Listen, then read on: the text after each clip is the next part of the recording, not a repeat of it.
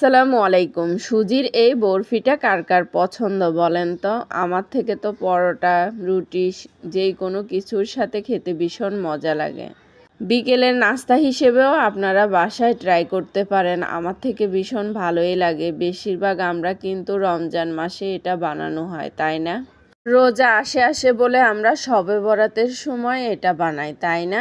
এই বরফিটা আমি প্রায় বাসায় বানাই, কারণ আমার শ্বশুরের রুটি দিয়ে খেতে এটা ভীষণ পছন্দ করে। তো আমি কিছুদিন আগে বানিয়েছি, ভাবলাম যে রেসিপিটি আপনাদের সাথে শেয়ার করি। প্রথমে চুলার মধ্যে একটা ফ্রাই প্যান বসিয়ে আমি এখানে প্রায় 4 টেবিল চামচ পরিমাণ সয়াবিন তেল দিয়ে দিয়েছি। তেল দিয়ে এখন এখানে 1 কাপের মতো সুজি দিয়ে দিয়েছি। এখন সুজিগুলোকে মিডিয়াম টু লো হিটে রেখে একদম ভালো করে ভেজে নিব। এরই মাঝে দিয়ে দিব আমি এখানে 4টে তেজপাতা, 2 টুকরা দারুচিনি, 4-5টা এলাচ দিয়ে এখন একদম ভালো করে ভেজে নিব, কারণ সুজিগুলো যত ভাজবেন ঘ্রাণ বের হবে।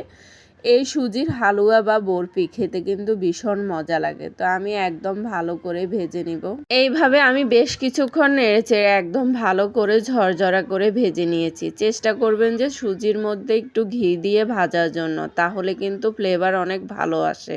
আমি এইভাবে নেড়েচেড়ে বেশ কিছুক্ষণ ভেজে নিয়েছি। আরেকটা সাইডে চুলার মধ্যে কিন্তু আমি আধা কেজি দুধ জাল দিয়ে নিয়েছি। এই দুধটাকে এখন সুজির মধ্যে অল্প অল্প করে ঢেলে দিব পুরোটাই।